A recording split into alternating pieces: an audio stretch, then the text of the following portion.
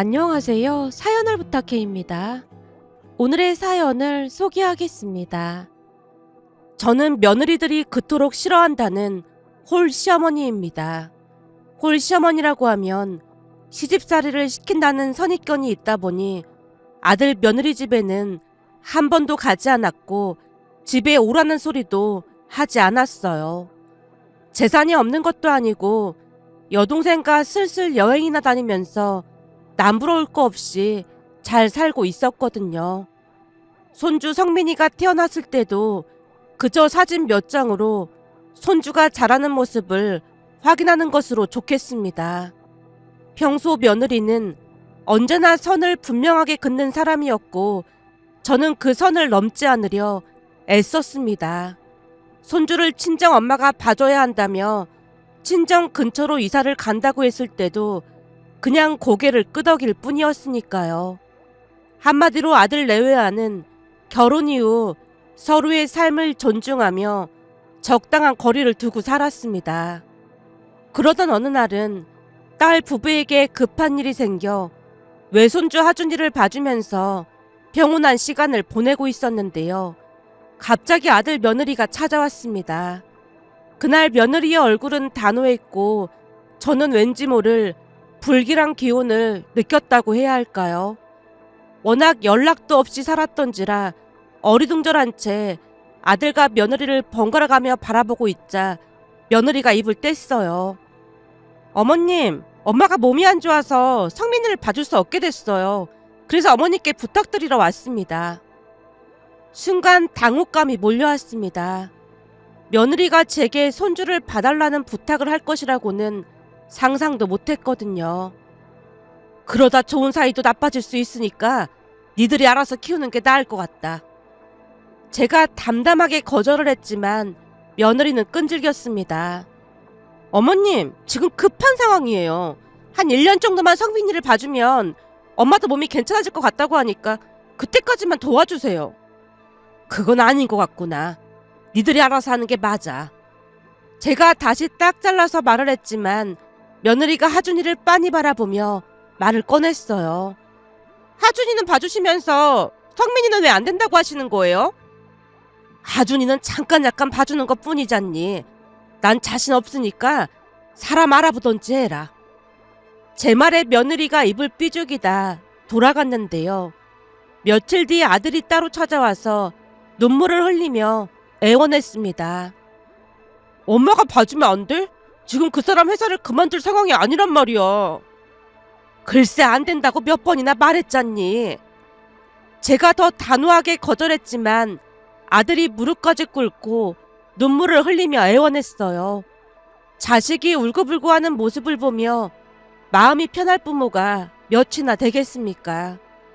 결국 손주를 맡아주기로 했고 아들 부부가 우리 집으로 이사까지 오게 됐는데 며느리가 한 말이 한동안 잊혀지지가 않았습니다. 어머님 힘드실까봐 저희가 크게 마음 써서 이사 왔어요. 며느리는 마치 그 모든 상황이 저를 배려한 것처럼 말했지만 그 속에는 뻔뻔함과 계산이 들어있다는 걸 단번에 알 수 있었습니다. 역시나 함께 사는 날이 길어질수록 며느리와 부딪힐 수밖에 없었는데요. 아침부터 저녁까지 성민이를 돌봐줬음에도 불구하고 고맙다는 말은커녕 오히려 제게 책임을 돌리기 일쑤였어요. 어머님, 성민이 이유식 시간은 지켰어야죠. 워낙 정신이 없다 보니까 조금 늦은 것뿐이야. 그래도 시간은 꼭 지켜주세요. 며느리 목소리에서 찬바람이 불고 있었습니다.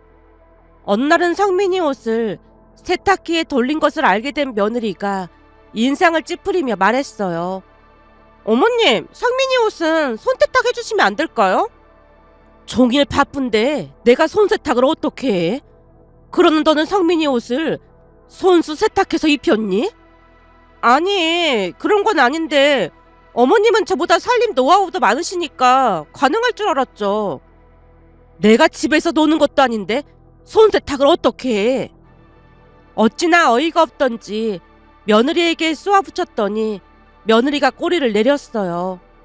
그럼 성민이 옷만 따로 세탁 좀 부탁드릴게요. 아무래도 걱정이 돼서요. 나도 최선을 다하고 있으니까 정 마음에 안 들면 니들이 알아서 하던지. 제 말에 며느리가 눈치를 살피며 자리를 피했습니다. 또 다른 날은 성민이가 이유식을 잘 먹지 않아서 딸에게 하소연을 했는데요. 엄마, 하준이도 그래서 사서 먹여봤거든? 근데 엄청 잘 먹더라고. 예전 같지 않아서 파는 이유식도 괜찮으니까 내가 한번 주문해볼까? 그래? 그런 것도 있어? 그럼 내가 주문해볼게. 그럼 엄마도 한결 편해질 거야. 며칠 뒤 딸이 주문해준 이유식이 도착을 해서 성민이한테 먹였더니 정말로 잘 먹는 게 아니겠어요. 그날 퇴근한 아들 며느리에게 말을 꺼냈습니다. 우리 딸이 유기농으로 만든 이유식을 사서 보내주길래 먹였더니 얼마나 잘 먹는지 모르겠다. 네? 이유식을 사서 먹였다고요? 네가 준 레시피로 해봤는데 영 안 먹어서 사서 먹여봤지. 어머님, 그런 건 형님이 아니라 저랑 상의해야 하는 거 맞지 않을까요? 난 그저 우리 딸이 잘 먹는다고 하길래 반가워서 그랬던 건데 앞으로는 주의하마. 며느리가 방으로 들어가 버리자 아들이 사과를 했습니다. 이래저래 일이 많다 보니까 힘들어서 그런 것 같아. 엄마가 이해 좀 해줘. 그러게 그냥 따로 살았어야 했는데 하루 이틀도 아니고 여기가 내 집인데도 얼마나 불편한지 모르겠어. 그래서 말인데 니들 다시 나가 사는 건 어떻겠니? 그럼 나랑 부딪힐 일도 없고 할 거 아니야. 엄마, 그 얘기는 나중에 할게. 아들이 제 눈을 피한 채 방으로 들어가 버렸습니다. 어느 주말에는 외출을 하고 들어와 보니 누군가 제 방에 들어왔던 것인지 제 화장품이랑 이것저것들이 흐트러져 있었어요. 순간 아들 며느리를 앉혀놓고 뭐라고 할까 하다가 괜히 부딪히고 싶지 않아 그냥 눈 감아줬는데요. 그 뒤에도 기가 막힌 일이 계속 일어났습니다. 그날 아침은 평소와 다름없는 평범한 아침이었지만 남편 기일을 맞이해서 오래된 습관처럼 남편에게 갈 준비를 하고 있었어요. 남편이 세상을 떠나기 전 제게 미안하다며 고가의 다이아 목걸이를 선물했습니다. 저는 그 목걸이를 보며 남편을 추억했고요. 그런데 오랜만에 다이아 목걸이를 꺼내어 거울 앞에 서려던 순간 케이스 속이 텅 비어있는 게 아니겠어요. 당황스러운 마음에 서둘러 아들과 며느리에게 물었더니 며느리가 그제서야 천연덕스럽게 대답했습니다. 아, 맞다. 얼마 전에 모임이 있어서 제가 하고 나갔다가 깜빡했네요. 너 지금 뭐라고 했니? 그걸 네가 왜 하고 나간 거야? 순간 숨이 턱 막힌 채 차가운 목소리로 말했지만 며느리는 전혀 당황하지 않았습니다. 어차피 어머님 자주 하지도 않잖아요. 그래서 제가 하고 나갔죠. 엄청 비싼 것 같던데 묵혀두면 아깝기도 하고요. 누구라도 하면 좋은 거 아니겠어요? 그건 네 시아버지가 마지막으로 주고 간 선물이야. 그걸 네가 왜 내 허락도 없이 가져가? 울분을 참으며 말하자 며느리가 그제서야 목걸이를 내밀며 사과했습니다. 어머님, 여기 있어요. 너무 예뻐서 자랑하고 싶어서 그랬어요. 화나셨다면 죄송해요. 이 목걸이가 너한테는 그냥 비싼 목걸이 그 이상도 그 이하도 아니겠지만 나한테는 남편을 추억할 수 있는 소중한 목걸이니까 앞으로 2번 다시 이런 일 없었으면 좋겠구나. 정말 죄송해요. 그리고 함께 살지만 난 니들 방에 허락 없이 한 번도 들어간 적이 없잖니? 그러니 니들도 조심해줬으면 좋겠다. 네, 조심하겠습니다. 며느리가 연신 죄송하다는 말을 반복하고 있었는데요. 그 말이 진심인지 정확히 알 수 없었습니다. 곧 아들 며느리를 뒤로하고 남편이 있는 낙골당에 가기 위해 준비를 마치고 1층으로 내려갔더니 딸과 사이가 기다리고 있는 게 아니겠어요. 제 얼굴을 보자마자 눈치 빠른 사이가 물었습니다. 장모님, 표정이 왜 그렇게 안 좋으세요? 별일 아니야. 제가 애써 미소 지으며 대답했더니 사이가 칭찬을 했어요. 근데 오늘 우리 장모님 정말 예쁘신데요? 그래? 괜찮아 보여? 자네 장인이 마음에 들어 하겠나? 완전 반하실 것 같은데요? 사위가 장난스럽게 웃으며 대답했고 그 능청스러운 모습에 저도 모르게 미소가 번졌습니다. 사위 덕분에 어둡던 마음이 조금은 풀어졌어요. 그나마 딸과 사위가 옆에 있어서 참 든든했는데요. 아들 며느리에게 낙골당에 간다고 했지만 들은 척 만척 했으니까요. 그날 우리는 남편 낙골당에서 한동안 남편을 추억하고 돌아왔습니다. 그 뒤에도 아들과 며느리가 주는 불편함을 묵묵히 참고 인내하고 있었는데요. 같은 집에 살고 있었지만 우리는 할 말만 주고받는 사이가 되어갔습니다. 그런 일상이 이어지던 어느 날 딸과 사위와 함께 부산으로 여행을 가기로 했어요. 주말에는 아들과 며느리가 집에 있었으니 시간을 낼 수 있었거든요. 2박 3일의 일정으로 부산으로 갔지만 전날부터 뭘 잘못 먹은 것인지 장염 증상이 나타나 병원에 다녀왔습니다. 결국 딸과 사위는 제 몸 상태를 걱정하며 여행을 접고 집으로 돌아가자고 했고 우리는 다시 집으로 돌아왔어요. 장모님, 제가 집까지 모셔다 드릴게요. 아니야. 엘리베이터 타면 바로 올라가는데 뭐하러 그래. 엄마 지금 얼굴이 많이 안 좋아. 그냥 우리 집에서 좀 쉬다 가라니까. 딸이 걱정스런 얼굴로 말했지만 제가 애써 괜찮다는 듯 대답했어요. 병원 다녀왔더니 한결 나아졌어. 걱정하지 마. 홀로 엘리베이터를 타고 집으로 올라갔습니다. 비밀번호를 누르고 들어가자마자 신발이 여러 켤레 놓여있는 게 보였는데요. 이상한 기분이 스치던 순간 아들이 허둥지둥 뛰어나와 놀란 얼굴로 물었습니다. 엄마, 왜 이렇게 빨리 왔어? 몸이 안 좋아서 일찍 왔지. 그런데 누구 온 거니? 제가 불편한 기색을 감추며 물었는데요.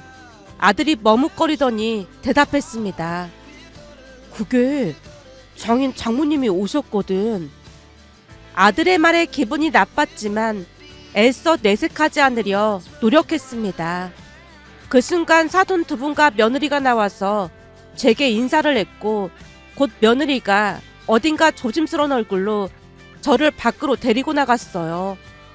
어머님, 왜 이렇게 빨리 오신 거예요? 잠깐만 나가서 얘기 좀 해요. 얼떨결에 며느리에게 이끌려 밖으로 나갔는데요. 밖으로 나가자마자 며느리가 마치 기다렸다는 듯이 입을 열었습니다. 보시다시피 지금 부모님이 와 계시거든요. 니들만 사는 집도 아닌데 밖에서 만나지 그랬어. 며느리는 당황한 기색 없이 말을 이어갔어요. 어쩌다 보니 그렇게 됐어요. 죄송한데 한두 시간만 더 있다가 와주시면 안 될까요? 원래 내일 오시기로 하셨잖아요. 저희도 일정이라는 게 있는 건데 이러시면 곤란해요. 곤란이라니? 이 집이 니들 집도 아니고 내 집인데 내가 왜 그래야 하는 거니? 물론 어머님 집이 맞긴 하지만 지금은 같이 살고 있잖아요. 그러니까 서로 배려하면서 살아야 하는 게 맞는 거죠. 근데 왜 이렇게 일찍 오신 거예요? 며느리 말을 들으며 긴 한숨을 내쉬었습니다. 몸이 안 좋아서 일찍 왔어. 나 방에 들어가서 좀 누워있을 테니 먹던 거 마저 드시고 가시라고 해라. 말하는 것도 힘들었던지라 제가 미간을 찌푸리며 말했는데요. 며느리가 제 말을 듣는 둥 마는 둥 대답했습니다. 어머님이 계시면 부모님이 얼마나 불편하겠어요. 그냥 카페에 가서 좀 이따가 오시면 안 될까요? 죄송해요, 어머님. 그러면서 며느리가 후다닥 집 안으로 들어가 버리는 게 아니겠어요. 결국 허탈한 마음에 몸을 이끌고 근처 카페로 갔는데요. 식은땀이 이마를 타고 흘러내렸고 몸이 천근만근 무거웠지만 이를 악물고 버텼습니다. 물론 딸과 사위에게 전화를 했다면 곧장 다시 데리러 왔겠지만 사위에게 미안한 마음이 들어 차마 그럴 수가 없었어요. 하지만 시간이 흐를수록 숨쉬기가 더 어려워졌고 끝내 견디지 못하고 겨우겨우 다시 집으로 올라가서 초인종을 눌렀지만 아무 반응도 없었습니다. 불안한 마음에 비밀번호를 눌러보았지만 안에서 걸쇠로 걸어둔 것인지 문이 열리지 않았습니다. 내가 문을 여는 소리를 들었을 텐데. 그런 생각이 머리를 스치며 어지러움이 몰려왔어요. 결국 중심을 잃고 휘청이다 벽에 기대어 서 있었는데요. 다행히 문을 열고 나오던 옆집 어르신이 저를 발견했습니다. 아니 소영이 엄마, 왜 그래? 어디 아픈 거야? 어르신, 죄송한데 저 부축 좀. 안에 들어가지 않고 여기서 뭐하고 있어? 문이 열리지가 않아서요. 제 말에 어르신이 어리둥절한 표정을 짓다가는 이내 저를 데리고 어르신 댁으로 들어갔습니다. 그 아파트에 오래 살다 보니 어르신과 왕래를 하며 지냈으니까요. 어르신 댁에 들어가서 소파에 앉자마자 할 수 없이 딸에게 전화를 걸어 힘겹게 상황을 전했어요. 소영아, 엄마인데 지금 여기로 와줄 수 있겠니? 왜? 무슨 일 있는 거야? 우선 와서 얘기하자. 근데 엄마 지금 옆집 어르신 댁에 있어. 여기로 와. 대체 무슨 일인데 그래? 놀란 딸과 사이는 한달음에 달려와서 초인종을 눌렀고 어르신이 문을 열어줬어요. 할머니, 우리 엄마 여기 있어요? 소영아, 이게 무슨 일이라니 그래? 네 엄마 얼굴이 하얗다 못해 샛노랗게 변했어. 그래서 내가 네 엄마 집 초인종을 계속 눌러봤거든. 근데 안에서 분명히 인기척이 나는 것 같은데 모른 척 하더라니까. 우선 얼른 들어와서 엄마부터 봐라. 어르신의 말에 딸이 집 안으로 들어와서 제 얼굴을 보다가는 곧장 밖으로 나가서 우리 집 문을 세차게 두드렸습니다. 문 열어!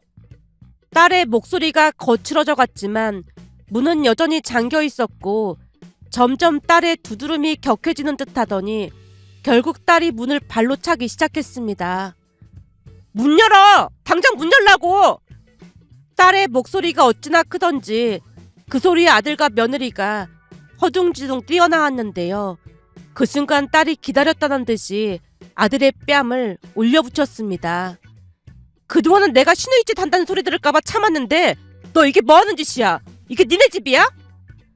딸의 목소리가 쩌렁쩌렁 울렸고 아들이 당황한 표정으로 말했습니다. 누나, 오해야. 정말 오해라고. 오해 같은 소리 하고 있네. 니들 당장 짐 싸서 나가. 지금 엄마 몸이 어떤지는 알고 이러고 있어? 딸의 분노는 멈출 줄 몰랐기에 사이가 딸을 겨우 붙잡고 말했습니다. 여보, 지금 그럴 때가 아니야.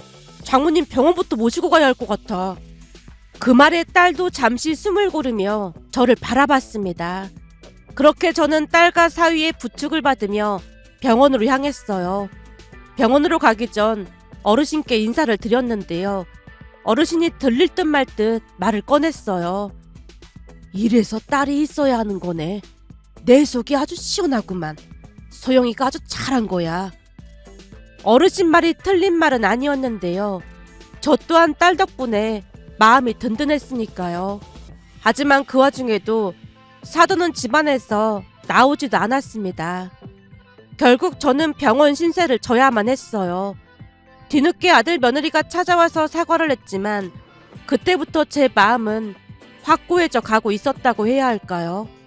태어나고 집에 돌아오자 아들은 눈치만 살폈고 며느리는 눈물을 머금은 채 제 앞에 서 있었습니다. 그런 며느리의 모습에서 무언가 크게 잘못됐음을 직감할 수 있었는데요. 역시나 며느리가 조심스레 입을 열었어요. 사실은 부모님이 무슨 투자를 하셨는데 그게 잘못돼서 집까지 팔았어요. 그래서 반지하 월세방을 구하셨는데 그것도 환경이 너무 안 좋아서 어머님 안 계시는 날에는 여기서 지내라고 했습니다. 순간 머리가 멍해졌는데요. 며느리 말을 들으며 불만 가득한 목소리로 간신히 물었어요. 그러니까 사돈 두 분이 내 방에서 지내셨다는 말이구나. 며느리가 머리를 숙인 채 대답했습니다. 네, 어차피 비어있는 방이라 큰 문제 없다고 생각했어요. 그 말을 듣는 순간 가슴이 답답해졌기에 크게 숨을 들이쉬고는 조용히 물었어요. 설마 니들 돈까지 투자에 넣은 건 아니겠지? 역시나 아들과 며느리가 제 눈을 피하며 쉽게 대답하지 못했는데요. 니들 전셋집에 들어갔던 돈도 다 날린 거지? 아들의 눈에 당혹감이 고스란히 묻어났다고 해야 할까요? 곧 아들이 무겁게 고개를 끄덕이며 대답했어요. 그게 장인 장모님이 2배로 불려주신다고 해서 정세금을 빼서 여기로 들어온 거야. 그 말에 분노가 폭발하고 말았고 제가 버럭 소리쳤습니다. 니들이 미쳐도 단단히 미쳤구나. 그 순간 아들이 믿기지 않는 말을 내뱉었어요. 그래서 말인데 우리 집이 좀 크잖아? 장인 장모님이 안정될 때까지만 이 집에서 살게 해드리면 안 될까? 아들의 말에 제 귀를 의심한 채 얼어붙어 버리고 말았습니다. 너 지금 그걸 말이라고 해? 그럼 나는 어디로 가라는 거야? 엄마는 혼자니까 월세로 작은 방 하나 구하면 되잖아. 월세는 내가 내줄게. 아니면 누나 집에 가 있으면 더 좋고. 아들은 눈 하나 깜빡이지 않고 대답했어요. 순간 아들을 잘못 키웠다는 생각과 함께 며느리를 빤히 바라봤는데요. 유유상종이라고 했던가요. 역시나 며느리도 고개를 끄덕이고 있는 게 아니겠어요. 기가 막혀서 아무 말도 나오지 않았는데 며느리가 한마디를 덧붙였습니다. 어머님, 이번 한 번만 도와주시면 안 될까요? 아니면 당분간만 남은 방 한 칸만 쓰게 해주셔도 될 것 같은데. 방 한 칸을 쓰다니? 제가 참을 수 없는 분노에 목소리를 높였는데요. 당분간만 부모님이 여기서 지내면 좋을 것 같아서요. 며느리의 목소리에서 침착함마저 느껴졌기에 온몸에 소름이 돋았습니다. 더 이상 버틸 수가 없었기에 제가 외쳤어요. 나 머리 아프니까 니들 나가봐.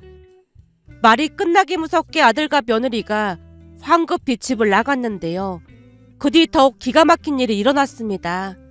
몇 시간이 지나고 밤이 깊어지자 문 밖에서 소란스러운 소리가 들려왔고 문을 열어보니 아들 며느리가 사돈 2분을 모시고 다시 돌아온 게 아니겠어요.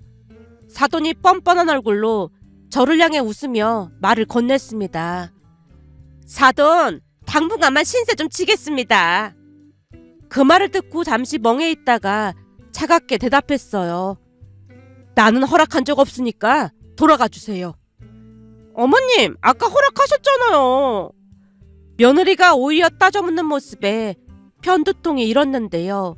그들은 저를 상관조차 하지 않았고 며느리가 2사람의 짐을 이미 방으로 옮기고 있었습니다.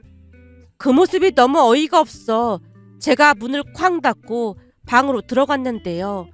잠시 생각에 잠겨 있다가 짐을 대충 챙겨 집을 나서려던 찰나 아들이 다급히 물었어요. 엄마, 어디가? 내일 모레까지 다들 네 집에서 나가. 안 그러면 나도 따로 생각이 있으니까 각오해. 엄마, 지금 상황이 안 좋으니까 제발 이해 좀 해줘. 나는 앞으로 아들 없다고 생각하고 살 거니까 모레까지 당장 짐 싸서 나가. 알아들었어? 제가 아들을 다그치고 있었지만 며느리가 들은 척도 하지 않고 여전히 무심하게 서 있을 뿐이었습니다. 결국 아들 며느리를 노려보다가 밖으로 나갔더니 옆집 어르신이 기다렸다는 듯이 저를 데리고 들어갔어요. 대체 어딜 가는 거야? 속이 너무 시끄러워서 당분간 딸네 집에 가 있을까 해서요. 이 사람아, 내가 방금 그 집 며느리가 하는 말을 들어보니 말이야. 어르신이 저를 주방으로 잡아 끌더니 목소리를 낮춰 다시 말을 이어갔는데요. 어르신이 믿기 힘든 이야기를 꺼냈습니다. 어르신의 말에 의하면 사돈 2사람과 며느리가 1층에서 실랑이를 벌였다네요. 엄마 아빠 맘 독하게 먹어야 돼. 엄마 아빠가 한 달만 이 집에서 버티면 시어머니가 불편해서 알아서 나갈 거야. 그럼 엄마 아빠도 편하게 여기서 살 수 있는 거고. 그래도 사돈을 쫓아내는 건 좀 그렇지 않을까? 엄마 아빠가 대형 사고 쳐놓고 지금 그런 말이 나와? 그럼 엄마는 그 집 같지도 않은 그 집구석에서 계속 살겠다는 거야? 아니, 그런 건 아니지만 그래도 이건 아닌 것 같으니까 그렇지. 우리부터 살고 봐야지. 엄마가 다른 사람 편히 봐줄 때야. 그러다 사돈이 안 나간다고 버팅기면 그때는 어쩔 건데.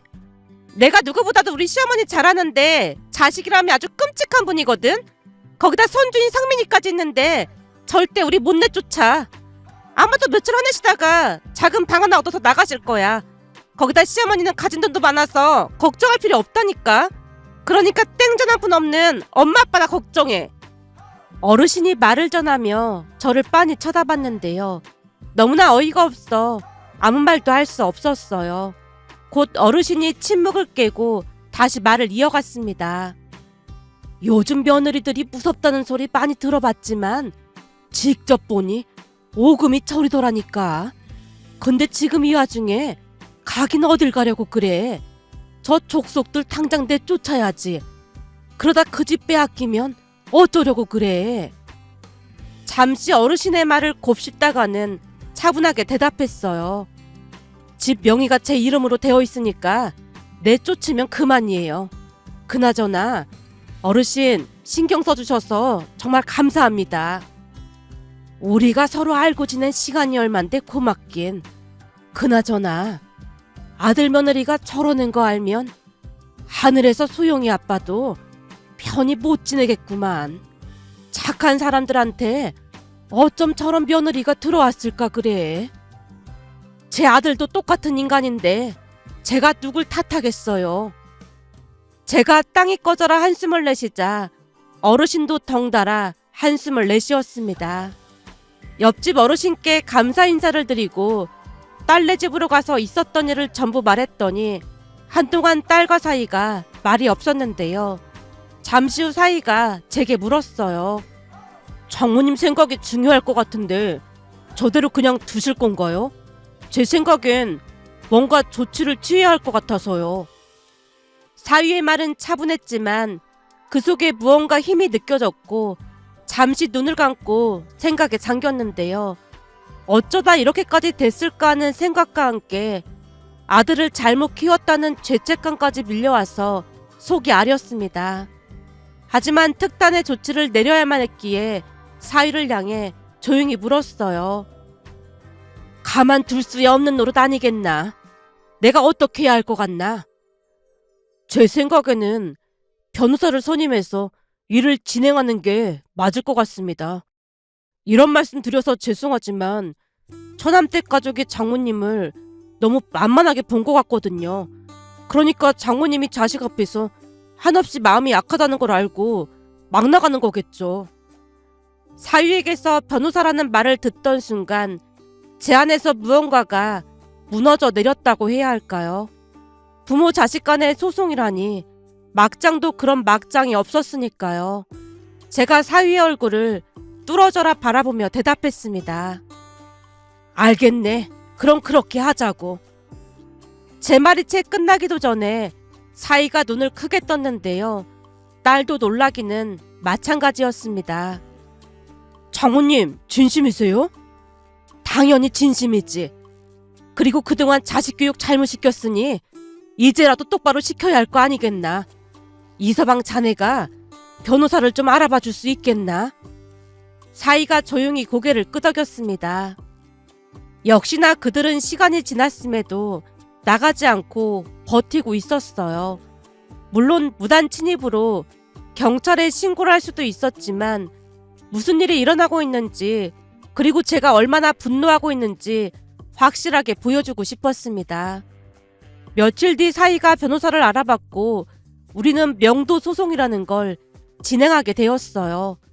정작 소송이 시작되자 아들과 며느리 속이 바짝바짝 타들어갔는데요.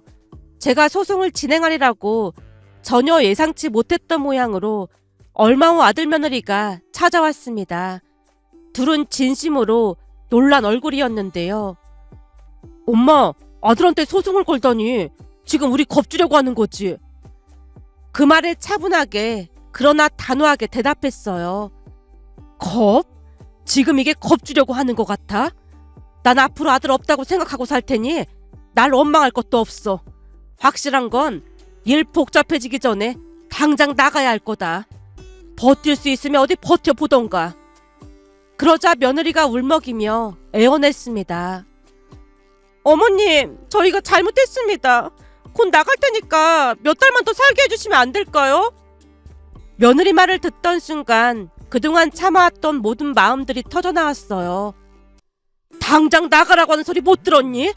그리고 확실하게 해둘 게 있는데, 부모 자식 간의 연을 끄는 건 내가 아니라 너희들이니까 나 원망할 필요 없어. 니들이야말로 나 내쫓고 그 집 차지할 생각이었잖니? 안 그러니 며느라? 어머님이 그걸 어떻게... 네가 날 내쫓았잖아. 그게 내 집을 차지하겠다는 심부가 아니고 뭐겠어. 그러니까 앞으로 나는 세상에 없다고 생각하고 니들끼리 잘 살아. 더 이상 인간 같지도 않은 것들하고 말 섞고 싶지 않으니까 당장 나가. 어머님, 잘못했습니다. 급한 마음에 제가 그만 나쁜 생각을 했어요. 제발 한 번만 용서해 주세요. 며느리가 무릎을 꿇고 싹싹 빌어댔지만 그 길로 내쫓아버렸습니다. 그날 아들 며느리에게 쓴소리를 하는 내내 속이 텅 비어가는 기분이 들었습니다. 결국 얼마 뒤 그들을 모두 내쫓을 수 있었는데요. 어느 날 딸이 하는 소리를 들어보니 며느리가 친정 부모와도 대판 싸우고 연을 끊었다고 했어요.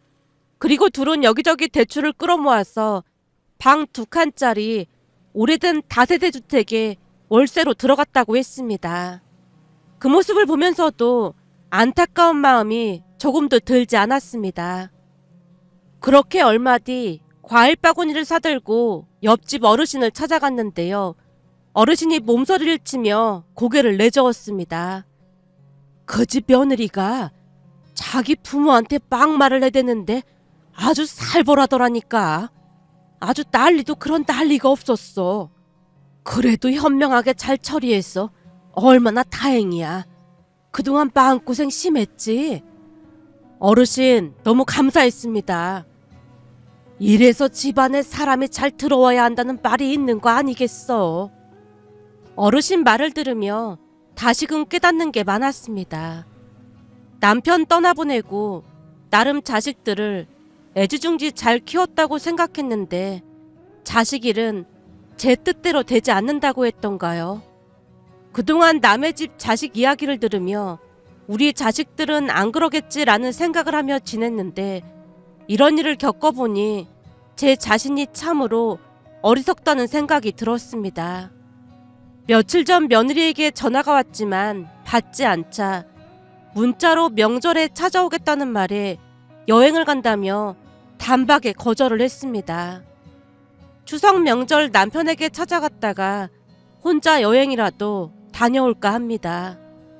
그날 며느리 전화를 받으며 씁쓸한 마음이 들어 이렇게 글 남겨봅니다. 오늘의 사연은 여기까지였습니다. 즐겁게 보셨다면 구독, 좋아요 부탁드립니다. 고맙습니다.